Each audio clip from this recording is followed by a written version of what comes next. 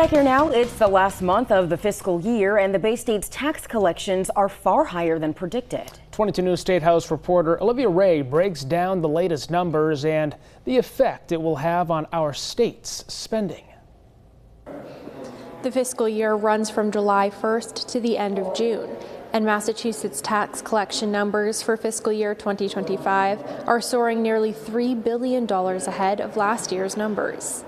According to the Department of Revenue, the Bay State collected $2.629 billion in taxes this May, which is 7.8% above collections in May 2024 and 5.6% above the monthly benchmark. Across the whole fiscal year thus far, the state is $2.8 billion ahead of 2024's pace. Even though the state's revenue is high, the money cannot be spent on any cause the legislature chooses. Most of the higher-than-predicted money comes from the so-called millionaire's tax, a 4% surplus surtax on wealthy households, and from capital gains taxes. Revenues from these two taxes cannot be spent freely, however. The surplus surtax dollars can only go towards education and transportation, and the exact split is determined by the House and Senate. Capital gains taxes are available for general spending, but collections above a predetermined threshold are required to be steered towards the state's savings account. The result of these limitations is that if other types of collections are slower, it is much more difficult for the Bay State to balance its books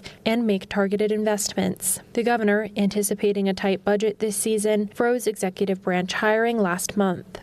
Even with fiscal funding uncertainty, the House and Senate are both chasing budgets over 6% higher than last year's, doubling last year's growth rate. Working for you from the State House in Boston, I'm Olivia Ray, 22 News.